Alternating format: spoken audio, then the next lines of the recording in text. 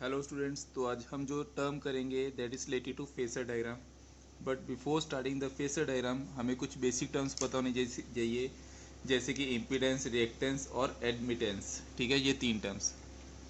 तो बेटा सबसे पहले हमने टर्म स्टार्ट किया दैट इज़ इम्पीडेंस। इसको हम डिनोट करते हैं जेड सिंबल के साथ। ठीक बेटा, जो हम अब चैप्टर कर रहे हैं ऑल्टरनेटिंग करंट, ठीक है, इन ऑल्टरनेटिंग करंट सर्किट। ठीक है, तो ऐसी जो टर्म होती है इसमें ratio of EMF to the consequent current, ठीक है, ratio of EMF to the consequent current produced, इसको हम कहते हैं इम्पीडेंस। और इसको हम डिनोट करते हैं जेड सिंबल के साथ। Z is equal to E divide by I. E is called EMF और आई करंट, और पीक वैल्यू के लिए हम इसको लिख देते हैं E naught divide by I naught. ठीक है, this is the basic term. और आरएमएस वैल्यू के लिए लिख देते हैं E R M S divide by I R M S. Root means क्या है, ये जैसे हमने पिछले लेक्चर्स में ये पढ़ रखा हुआ है। पीक वैल्यू पढ़ रखी हुई है, रूट मीन स्क्वायर और सिंपल टर्म। बट बेटा फिजिकली इसका मीनिंग समझना, इम्पीडेंस भी एक तरह की रुकावट ही है। ठीक है, ऑपोजिशन है जो कि एसी के फ्लो को रोकती है। It is an opposition. ठीक है, opposition offered by the conductor to the flow of AC through it. जो अल्टरनेटिंग करंट फ्लो कर रहा है उसको अपोज करवाती है। Opposition offered by a conductor to the flow of AC through it. बेटा इसका बी पार्ट जो है रिएक्टेंस। अब रिएक्टेंस क्या रहती है बेटा? रिएक्टेंस भी एक तरह की ऑपोजिशन है that is offered by a pure inductor और pure capacitor to the flow of AC. बेटा it is the opposition offered by pure inductance और capacitance to the flow of AC, मतलब alternating current in an AC circuit.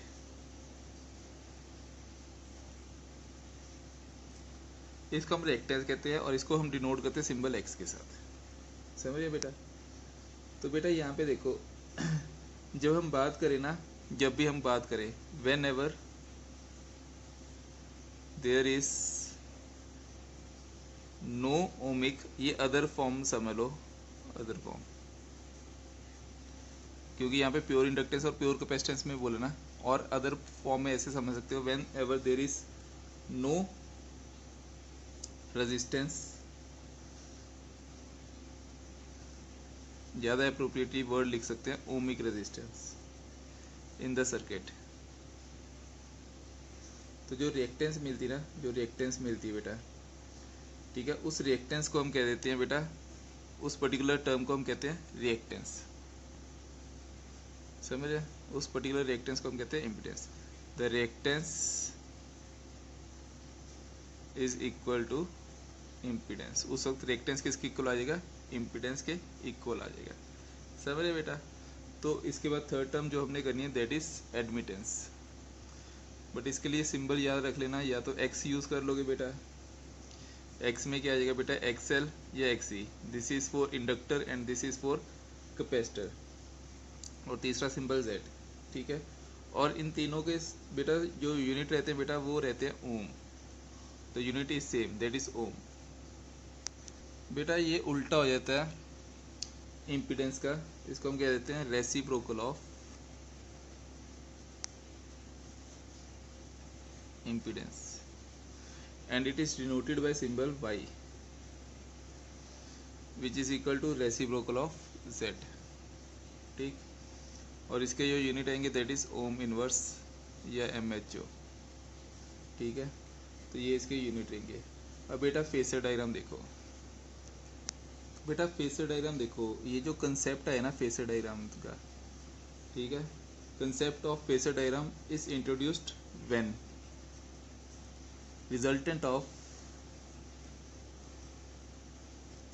Scalar quantity, जो resultant है scalar quantity का, having constant phase difference,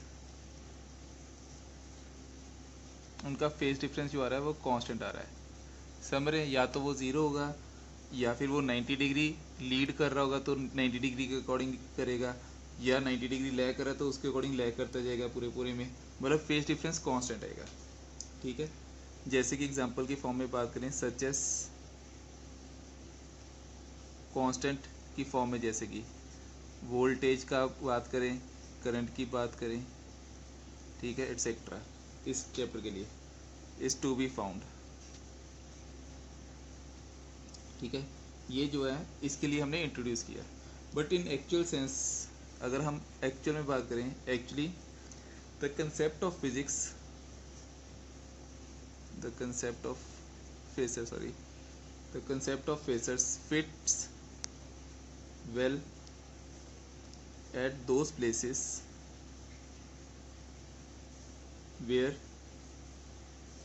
the quantities are scalar, beta, where the quantities are scalar but behaves like vectors। Example की form में अगर बताना हो तो ऐसे कह सकते हैं एसी सर्किट, ठीक है, एसी वोल्टेजेस, या फिर amplitude of super imposing wave etcetera, ये सारा का सारा इसमें फिट कर सकते हो। बेटा अगर हमने सिंपल फॉर्म में समझना हो, यहाँ तक तो आपको समझ आ गया होगा, अगर हमें सिंपल वर्ड में समझना हो तो हम कह सकते हैं phasor is a rotating vector having a few properties। in simple words we can say, in simple words we can say that phasor जो है वो क्वांटिटी है, that a phasor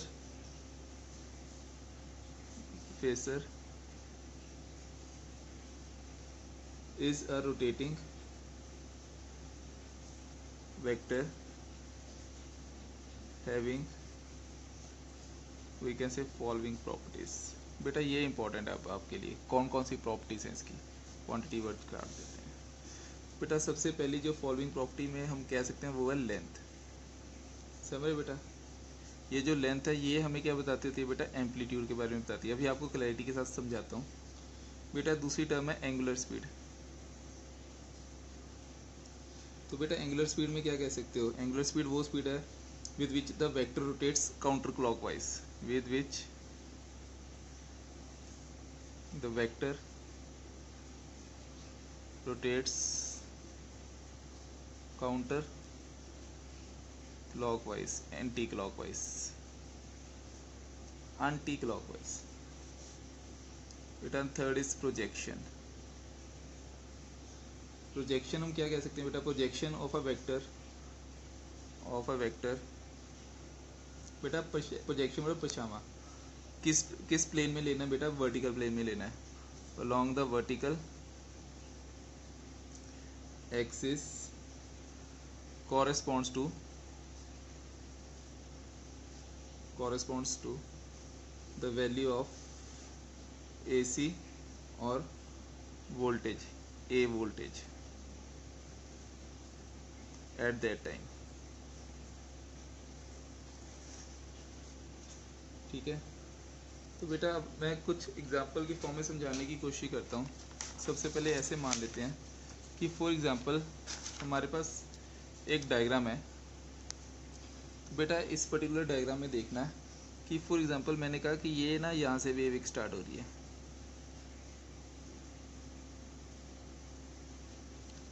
ये ऐसे जा रही है फॉर एग्जांपल। बेटा इसको, ये वेव को ऐसे दिखाया मैंने, ये बेटा मैं ऐसे कहूँगा कि मेरे पास एक सर्कल था ऐसे, ठीक है, और इसका मैंने कहा कि ये रेडियस है ऐसे आर। समझ रहे बेटा, मैंने यहाँ से एक टॉर्च लाइट ली और इसको टॉर्च लाइट को मैंने इसके ऊपर फेंक दिया, ठीक है। तो ये जो लाइट पड़ रही है इसको मैं वर्टिकल प्लेन पे देख रहा हूँ, तो ये वर्टिकल प्लेन पे लाइट जो दिखा रही होगी बेटा, ये इस पॉइंट पे जब तो ये यहाँ पे है। तो ये जैसे जैसे बेटा ये फॉर एग्जांपल इस पॉइंट से लेके इस पॉइंट तक गया, जब ये इस पॉइंट पे गया होगा तो बेटा ये देखो ये भी साथ के साथ मूव कर रहा होगा, ठीक है, ये भी साथ के साथ मूव कर रहा होगा ऐसे। बेटा जब ये रेडियस घूम के ये यहाँ पे आया होगा, ठीक है, यहाँ से लाइट जो पड़ रही है वो इसको डायग्राम को यहाँ पे भेज दी होगी उस वक्त, समझ रहे हो बेटा। उसके बाद जब ये यहाँ पे गया हो, इस पॉइंट पे आया हो, ठीक है, या इस पॉइंट पे आया हो, बेटा ये घूमते घूमते देखो फिर इस पॉइंट पे आया, जब ये घूमते घूमते इस पॉइंट पे आया तो फिर हमें नीचे आती हुई लग रही है, ये वर्टिकल प्लेन पे है, ठीक है। जब ये यहाँ से नीचे की तरफ आ रही है तो बेटा ये भी नीचे आता हुआ लगेगा, हमें लाइट जो है वो हमें नीचे की तरफ दिखाएगी। जब ये फिर से ऊपर जाएगा तो ये वेव हमें ऊपर आती हुई लगेगी, एंड सोन। तो इस फॉर्म में प्रोसेस चलता आ रहा है। तो ये हम कह सकते हैं कि ये इसका फेसर है, ठीक है, ग्राफिकल रिप्रेजेंटेशन वैसे तो, ठीक है। ये लाइट डाल रहे हैं तो ये इस फॉर्म में ग्राफ बना रही है, समझ रहे बेटा। अब यहाँ पे देखो एक चीज़, ये जो मैंने यहाँ पे ये जो लाइन बनाई है बेटा, this is called the length L, ठीक है, इसको मैं लेंथ मान लेता हूँ, ठीक है। अब मैं इस डायग्राम को और इस डायग्राम को आपको थोड़ा सा अच्छे से एक्सप्लेन करता हूँ। तो मैं यहाँ पे लिख सकता हूँ कि projection of phasors on vertical axis, समझ रहे, ये देखो फेसर का वर्टिकल एक्सिस पे at time t is equal to instantaneous current, we can say I naught sine omega T. तो ये दोनों इक्वल ही आ रहे हैं, ये दोनों इक्वल आ रहे हैं। तो बेटा मैं दोबारा ही बना देता हूँ इस डायग्राम को। फॉर एग्जांपल मैंने कहा कि ये ऐसे है, ऐसे फेसर, ठीक है। तो यहाँ पे ये ओमेगा टी है, ठीक, यहाँ पे मैंने लिख दिया I which is equal to I naught sine omega T X axis पे, और ये वाला जो ग्राफ है यहाँ पे ओमेगा टी के साथ जा रहा है। तो बेटा ये जो घूम रहा है ना, ये जो ऐसे ऐसे घुमा रहे हैं, यहाँ पे ऐसे ऐसे मूव कर रहा होगा, फॉर एग्जांपल ऐसे ऐसे मूव कर रहा होगा, ये ऐसे मूव कर रहा है। तो बेटा ये जो मूव कर रहा है इसको हमने लिख दिया ये एंगुलर वेलोसिटी ओमेगा से मूव कर रहा है, समझ रहे हो, ये इस तरफ और ये इस तरफ। तो बेटा ये जो ग्राफ है ये किसका ग्राफ है बेटा, ये इस पॉइंट का ग्राफ है, ये देखिए इसका ग्राफ है। फॉर एग्जांपल ये इस पॉइंट पे है तो ये इसकी पीक वैल्यू यहाँ पे आ रही होगी कहीं पे। तो इसको मैं क्या मान लूँगा, इसको मैं मान लूँगा दैट इज इन दोनों को, इस पॉइंट को तक का, that is length of the phasor is equal to maximum current I naught. तो बेटा ये जो लेंथ है this is called the length, ये फेसर की लेंथ है जो कि मैक्सिमम वैल्यू दे रही है यहाँ पे देखो, this is called the length, समझ रहे हो, this is called the length, और ये मैक्सिमम वैल्यू दे रही होती है। तो ये ऐसे फेसर दिखा सकते हैं कि इसका प्रोजेक्शन दिखा दिया मैंने इस पॉइंट पे, तो ये यहाँ पे है। अब थोड़ा और अच्छे से समझते हैं इसको। अब बेटा एग्जांपल की फॉर्म में एक और देखो, फॉर एग्जांपल हमारे पास वोल्टेज की वैल्यू दे रखी है 100 sign omega T plus pi by 6, और करंट की वैल्यू बेटा हमें दे रखी है 10 कॉस ओमेगा टी, सिर्फ इतना। तो बेटा you have to convert that cos into sine, तो इसको कॉस को साइन में कन्वर्ट करना पड़ेगा। तो इस कॉस को साइन में कन्वर्ट करोगे तो हम इस इक्वेशन को ऐसे लिख सकते हैं 10 sign omega T plus pi by 2। बेटा अगर हम इन दोनों इक्वेशन को देखें, ये omega T plus pi by 6 और ये omega T plus pi by 2 है, तो हम ये कंक्लूड कर सकते हैं कि ये जो वोल्टेज है ना, वोल्टेज यहाँ पे देखो वोल्टेज कौन सा बड़ा, ये 90 डिग्री है और ये कितना है, ये बेटा 30 डिग्री है। तो वोल्टेज जो है वो लीड कर रहा है कि लैग कर रहा है, बेटा ये इससे पीछे है, ये 90 डिग्री है और ये 30 डिग्री है, मतलब ये वोल्टेज जो है वो पीछे है करंट से। वो कितने डिग्री पीछे है, voltage lag I by pi by 3, समझ रहे हो ना। 90 में से 30 गए तो 60 बचा, बाई 30 डिग्री। हम ऐसे भी कह सकते हैं जो करंट है वो लीड कर रहा है वोल्टेज को बाय पाई बाय 3 डिग्री, जैसे मर्जी आप मान सकते हो बेटा, या तो लैग कह सकते हो या लीड कह सकते हो। तो ये थोड़ा सा ब्रीफ इंट्रोडक्शन मैंने आपको दिया है। अब देखो स्टूडेंट, सबसे पहली टर्म अब हमने जो करनी है that is AC circuit containing resistor only। तो बेटा AC circuit containing register only, तो यहाँ पे ऐसे कह सकते हैं कि बेटा जी यहाँ पे देखो ये हमने लिया ईएमएफ जिसकी वैल्यू क्या रहती है बेटा जी, ई नॉट साइन ओमेगा टी तो बेटा यहाँ पे आ गया रजिस्टर R। तो यहाँ पे एक टर्म तो समझ आ गई कि E जो ना, E हमें जो दे रहे हैं वो E naught sine omega T है। इसको जैसे मर्जी लिख लो, या E लिख दो या EMF लिख दो।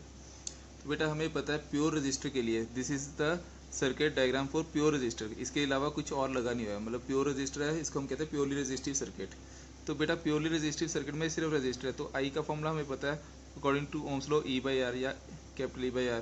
तो बेटा यहाँ पे आ जाएगा E naught sine omega T divide by R. तो बेटा E नॉट बाई आर को हम लिख सकते हैं I naught sine omega T. तो यहाँ पे where I naught is equal to E naught by R, समझ रहे ना बेटा, E नॉट बाई आर।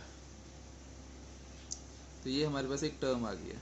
बेटा अगर इसका डायग्राम बनाना हो, इसका फेसर डायग्राम बनाना हो, तो बेटा कैसे बनाना है वो भी समझो अभी। तो सबसे पहले देखो, इसके लिए कलरफुल पेन ले आओ, कलरफुल पेन ले आओ। बेटा यहाँ पे देखो, तो सबसे पहले यहाँ पे मैंने लिखा E और I, इसको मैं बना रहा हूँ टाइम के साथ T या ओमेगा टी लिख देते हैं बेटा। हर बुक वालों ने अपने अपने अकॉर्डिंग किया हुआ है। तो बेटा सबसे पहले एक चीज़ तो याद रखनी है कि EMF की value is greater than I। ठीक है, इसका प्रूफ भी मैं आपको करवा दूंगा अगर आप कहोगे तो। ठीक है, मेरे को कमेंट बॉक्स पे डाल देना, इसका भी प्रूफ है E is greater than I। तो बेटा यहाँ पे देखो मैंने ये बनाया इस फॉर्म में, क्योंकि यहाँ पे देखो अगर मैं बात करूँ E की, तो E जो है वो क्या है, E naught sine omega T. बेटा जब मैं ओमेगा टी को मैं 0 पुट करूँगा तो E की वैल्यू भी क्या आएगी 0। बेटा जब ओमेगा टी को मैं 90 डिग्री पुट करूँगा तो साइन 90 होता है 1, तो E is equal to E naught. बेटा जब ओमेगा टी को मैं पुट करूँगा 180 डिग्री, तो 180 डिग्री में पुट करूँगा तो यहाँ पे साइन 180 क्या होता है 0, तो E आ गया 0। तो बेटा ओमेगा टी को मैं पुट करूँगा 270 डिग्री, तो साइन 270 क्या होता है -1, तो E is equal to minus E naught. तो बेटा ये सीक्वेंस बन रहा है 0 E naught 0 minus E naught, and omega T को अगर 360 डिग्री पुट करूँगा तो फिर से E 0। तो यहाँ पे देखो 0 90 degree, this is the point of 90 degree. इस पॉइंट पे कितना आ रहा है बेटा, यहाँ पे आ रहा है मैक्सिमम वैल्यू E नॉट। ठीक, उसके बाद 180 पे 0, फिर 270 पे मतलब 3 पाई बाई 2 जी माइनस E नॉट। तो बेटा यहाँ पे मैंने इसको मान लिया माइनस E नॉट। फिर 360 पे अगेन 0, समझ गए। सिमिलरली अगर मैं बात करूँ अब I की, तो बेटा यहाँ पे I इज इक्वल टू क्या है, I naught sine omega T. ठीक है, तो I equal to I naught sine omega T है। तो फिर से अगर मैं ओमेगा टी की वैल्यू को 0 पुट करूँ तो I की वैल्यू क्या आएगी बेटा 0। ओमेगा टी को 90 डिग्री पुट करूँगा तो I की वैल्यू कितनी आएगी बेटा आई नॉट।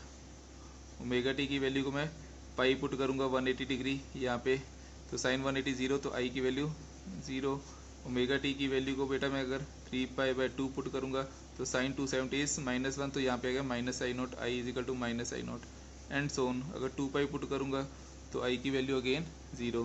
तो बेटा इसका ग्राफ भी ऐसे ही बन रहा है, बट ये जो है वैल्यू बेटा मैंने आपको बताया है I is smaller than E, तो थोड़ा सा छोटा बन जाएगा बेटा। ठीक है बेटा, अब बेटा अब आपने क्या करना है, इसके ऊपर टॉर्च मारो। ठीक है, यहाँ से फॉर एग्जांपल मैं अब यहाँ से एक टॉर्च रखी और मैंने टॉर्च मार दी इसके ऊपर, तो बेटा यहाँ पे मैं इसको टॉर्च मार के इसका फेसर डायग्राम बनाने की कोशिश कर रहा हूँ। तो बेटा यहाँ पे देखो, अब बेटा ये इसका फेसर डायग्राम आ गया। जब मैं इस पे ऊपर टॉर्च मारूंगा तो बेटा यहाँ से देखो ये हमें कैसी लाइन लगेगी, ये इस पॉइंट पे आता हुआ लगेगा, ये दोनों इसी पॉइंट पे लगेंगे। बेटा ये एक स्ट्रेट लाइन आती हुई लगेगी, इनके बीच में कोई फेस डिफरेंस नहीं आएगा, क्योंकि ये मैक्सिमम पे मैक्सिमम यहाँ से लाइट पड़ रही है तो ये एक पर्टिकुलर पॉइंट ही दिखा पा रहा है। बेटा आप करके देखना इस एक्सपेरिमेंट को। ठीक है, तो दो वेव्स हैं, दोनों एक के ऊपर एक है, तो पीछे से लाइट पड़ेगी तो हमें ये वाली वेव तो एक ही लाइन लगेगी, तो बेटा ये स्ट्रेट लाइन आती लगेगी।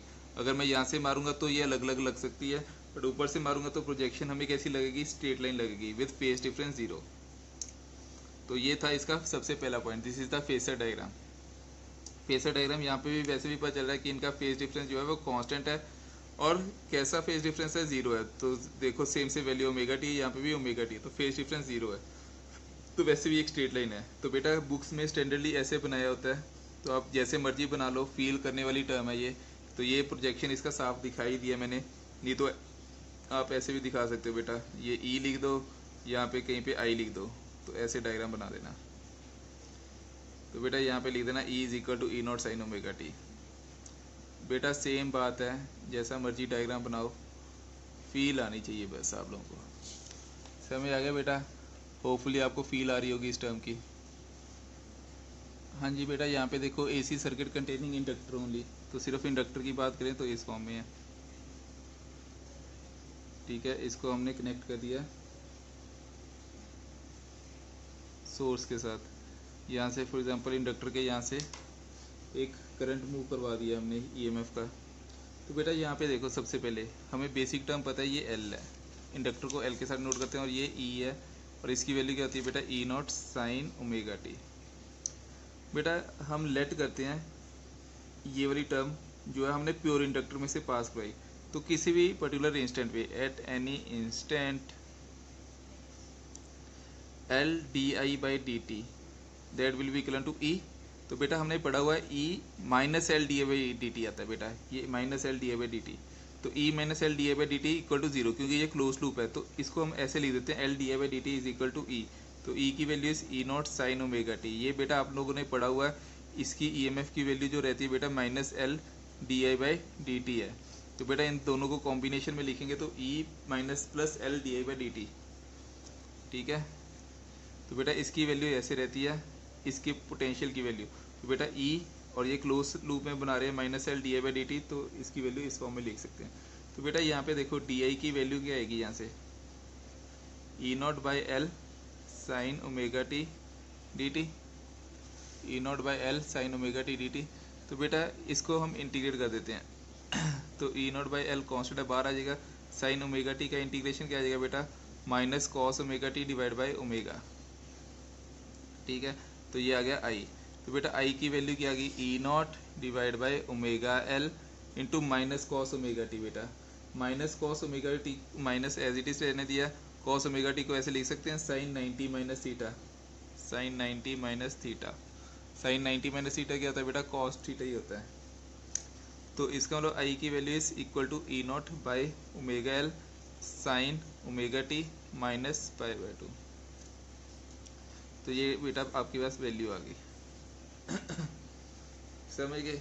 यहाँ पे इस पर्टिकुलर इक्वेशन को, ये जो पर्टिकुलर इक्वेशन आई है बेटा, इस पर्टिकुलर इक्वेशन को हम लिखते हैं आई नॉट, क्योंकि हमारे पास एक्चुअल फॉर्मूला था I is equal to I naught sine omega T है, तो इसका मतलब आई नॉट को हम लिख सकते हैं E naught by omega L. बेटा इसका मतलब ई नॉट बाई आर, क्योंकि हमने तो पढ़ा हुआ है omega E naught by R, तो यहाँ पे आर की जगह बेटा नया वर्ड लिख देना आपने, ये एक्सएल, जो अभी मैंने आपको सबसे पहले स्टार्टिंग में बताया। तो बेटा ये जो एक्सएल है ना, इस एक्सएल को हम कहते हैं इंडक्टिव रिएक्टेंस। तो यहाँ पे एक टर्म याद रख लो, XL is equal to omega L. Clear? XL equal to omega L.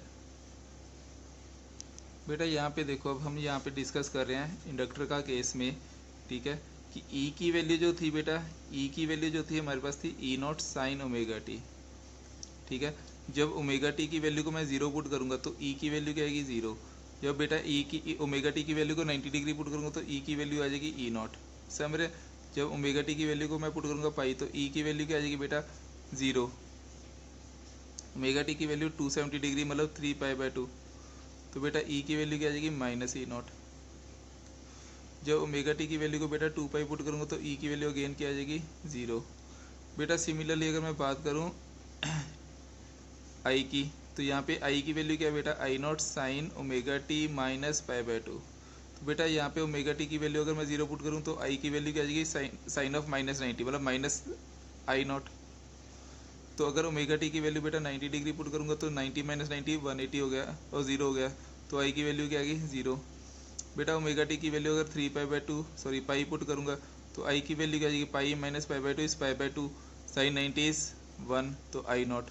तो बेटा ओमेगा टी की वैल्यू अगर मैं 3 पाई बाई 2 पुट करूँगा तो साइन कितना बन जाएगा, 180 डिग्री, तो आई की वैल्यू कितनी आ जाएगी बेटा, जीरो। तो बेटा अगर ओमेगा टी की वैल्यू को 2 पाई पुट करूँगा, 2 पाई में से 90 डिग्री माइनस किया 3 पाई बाई 2, तो आ गई माइनस आई नॉट। तो बेटा ये वाली वैल्यू बन रही है। तो इसका मतलब ये हुआ बेटा, इसका अगर मैं ग्राफ प्लॉट करूँ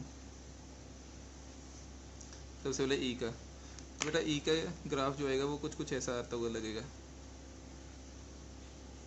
ठीक है, कुछ ऐसा आता हुआ लगेगा। बेटा जब आई का ग्राफ, ई का ग्राफ तो पता चल गया कि इस फॉर्म में बनेगा।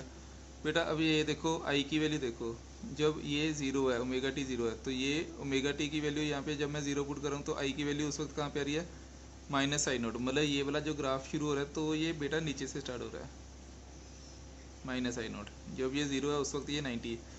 जब बेटा ये मैक्सिमम पे है, इस पॉइंट पे है, तो इसकी वैल्यू कहाँ पे आ रही है, करंट की वैल्यू ज़ीरो पे है, तो यहाँ पे आ गया। समझ गए।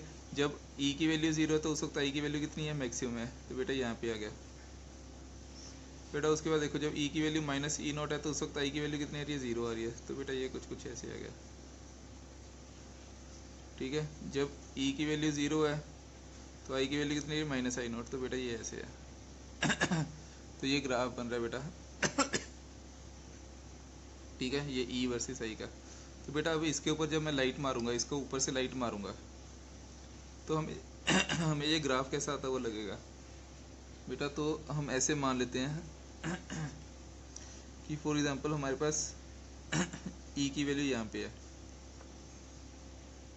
अगर ई की वैल्यू यहाँ पे है तो बेटा करंट इससे क्या कर रहा है, पीछे है, कितने डिग्री पीछे बेटा, 90 डिग्री पीछे है, 90 डिग्री। तो बेटा ई और आई का ग्राफ इस फॉर्म में बन सकते हैं। This is called the phasor diagram. Simple word में ऐसे याद कर लो बेटा। ठीक है, ज़्यादा उसमें लफड़े में पढ़ने की जरूरत ही नहीं है।